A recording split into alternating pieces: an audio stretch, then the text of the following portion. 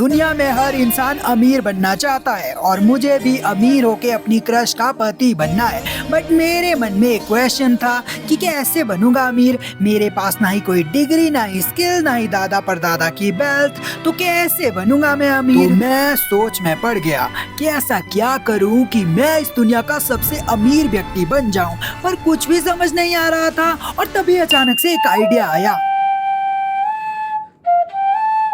गांव में मेरे पास जमीन है, बंजर है, लेकिन अगर मेहनत की जाए तो मैं अगला बिल गेट्स बन सकता हूँ। तो मैंने उस बंजर जमीन को उपजाऊ बनाने के लिए उस खेत में सारे पत्थरों को उठाना शुरू किया। दिल में जुनून और आंखों में उम्मीद थी कि मैं अमीर बन के घर के आगे थार खड़ी कर दूंगा।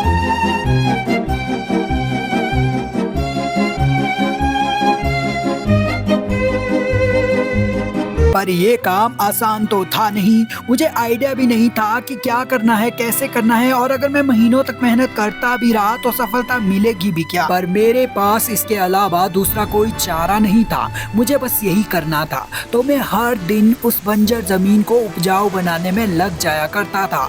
खेतों से पत्थर उठाने में मेरी कमर टूट जाया करती थी, लेकिन मैं फिर भी हर उस पत्थर को जमीन से उठाकर बाहर फेंक देता था जो फसल खराब कर सकता था। ये मेरी मेहनत का ही नतीजा था कि खेत में से सारे पत्थर साफ हो चुके थे, पर अभी भी जमीन उपजाऊ हुई नहीं थी। गोबर, हमने साइंस की कक्षा में पढ़ा है कि गोबर मिट्टी को उपजाऊ बनाने में मदद कर सकता है। तो अगले कुछ दिनों तक मैं गोबर ढोकर मिट्टी को और ज्यादा उपजाऊ बनाने वाला था। मैं धूप में काम करके थोड़ा थकता, आराम करता। मुझे अमीर बनना है, इस सेंटेंस को एक बार दोहराता और फिर से काम करना शुरू करता। खैर, कुछ महीनों की मेहनत के बाद जमीन उपजाऊ हो चुकी थी। अब जमीन पर उगाऊं क्या, बस यही सवाल मुझे खाए जा रहा था। आसपास के लोगों को बात करते सुना तो अजी समझ ही नहीं आ रहा आजकल क्या लगाऊं खेतों में। पेड़ लगा लो खेतों में या टमाटर लगा लो। लोगों की बातें सुनने के बाद मैंने डिसाइड किया कि मैं पेड़ भी लगाऊंगा और टमाटर भी, क्योंकि मुझे अमीरी के सारे रिकॉर्ड मेरी फट गई थी जब मुझे पता चला कि इस पूरे खेत में पेड़ लगाने हैं। तो सुबह के वक्त मैं फट्टू बनकर गोबर लेकर खेत आ गया था ताकि पेड़ दमदार हो, ना कि मेरी तरह फट्टू। और अब बारी थी पेड़ के लिए गड्ढा खोदने की। तो मैं शुरू हो गया, लेकिन कुछ ही देर में मेरी फटकर हाथ में आ गई थी। तो मैंने अपनी लचीली मुंडी मरोड़ी और वापिस काम पर लग गया। इस बार मैं शक्तिमान से भी ज्यादा शक्तिशाली होकर काम करने लग गया था और आखिरकार मैंने सारे गड्ढे बना दिए और क्रिश की पॉटी बनकर घर आ गया। गड्ढे बनाने और पेड़ लगाने के बाद अब मैंने खेत की हलाई शुरू की ताकि टमाटर लगा सकूं। जो पत्थर बचे थे उन्हें भी खेत से बाहर फेंकना ही था।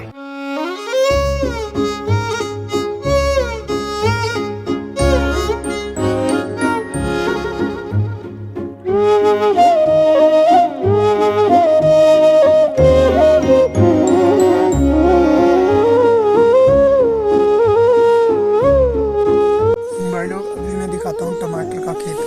ये देखो भाई, ये लगे हैं डंडे ताकि सपोर्ट मिल सके टमाटर को। अब मुझे दिन भर मेहनत करनी थी, टमाटर को बड़ा करना था। तो मैं हर दिन मेहनत करता था ताकि टमाटर की फसल अच्छी हो सके। और अब तो पेड़ भी बड़े होने लगे थे। टमाटर कितने बड़े हो रखे हैं, देखो ये सारे खेत में भाई तगड़े बड़े हो रखे हैं भाई टमाटर। बस अब इनके बड़े होने का इंतजार है ताकि मैं कमा सकूं पैसे भाई। पहुंचकर देखा कि आज सबसे इजी काम है। जैसे कि मुझे आज टमाटर के पौधों को सपोर्ट देने के लिए बस धागे लगाने थे। ये काम आसान लग रहा था, पर भगवान को ये मंजूर नहीं था। खेत में आसान काम ही नहीं था, कठिन काम भी था। तो पहले मैंने धागे को जमीन पर फेंका, बिल्कुल उस खूबसूरत लड़की के एटीट्यूड की तरह। फिर मैंने पास रखे उस फावड़े को उठाया और शुरू हो गया भरी दोपहरी में। थोड़ी देर काम करने के बाद मुझे बहुत तेज प्यास लगी। मेरे सिर से बहुत ज्यादा पसीना भी आ रहा था, इसीलिए मैंने खेत के पास रखे ड्रम का पानी पीने का सोचा। लेकिन वो पानी मेरी शक्ल से भी ज्यादा गंदा था, जिसे पीकर मेरी प्यास तो नहीं पर मैं बीमार जरूर हो जाता।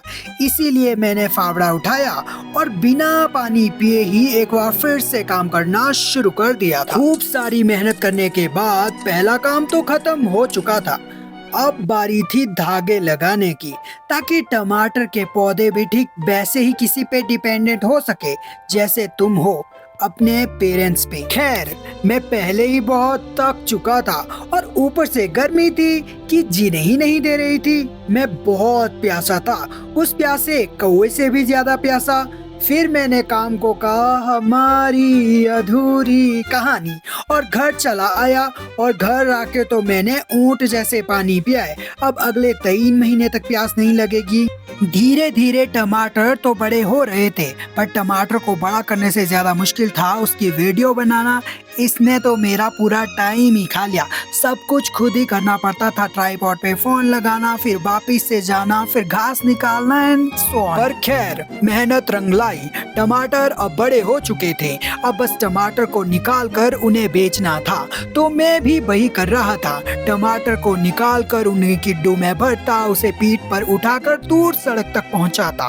रास्ता खराब था, पर ठीक है, यहाँ जितनी मेहनत की वहाँ थोड़ी और सही। मैं उन्हें करेट में भरता अच्छे से, ताकि अब टमाटर बेचकर वो पैसा आ सके जिसके लिए इतने सालों से मेहनत की थी। सेब के पेड़ जो सालों पहले लगाए थे उनमें भी सेब लग चुके थे। अब मुझे यकीन हो गया था कि ऊपर वाला जब भी देता छप्पर फाड़ के। पर शायद भगवान को कुछ और ही मंजूर था।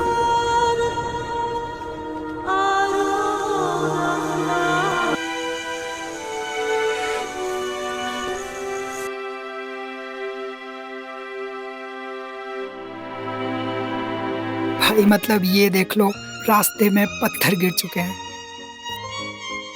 भाई इस खेत में मतलब बहुत टाइम से पूरी मेहनत की, और अब देखो भाई बिजली का पोल गिरा है, यहाँ पे मिट्टी गिरी है, यहाँ पे पेड़ लगाए गए थे और वो भी भाई पूरे इसके नीचे दब चुके हैं।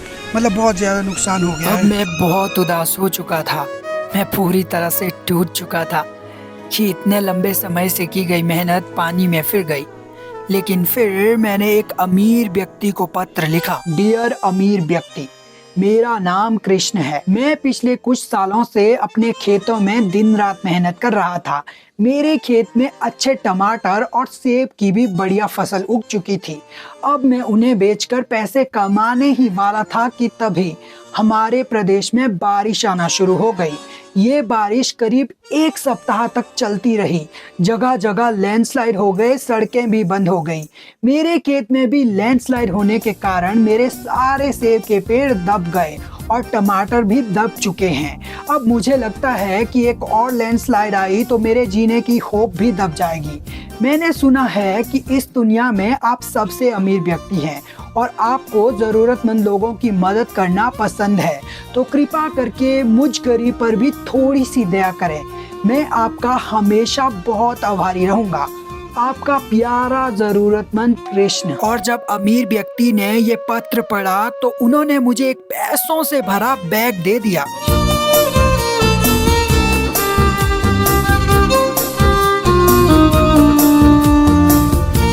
ये सारा पैसा पापा को दूंगा। पापा ये लो। वाह जी वाह। वो मैं ना बाजार जा रहा हूँ सब्जी लेने। इतना बड़ा बैग लेके? हाँ, वो बहुत सारी सब्जी लाऊंगा ना। ओके।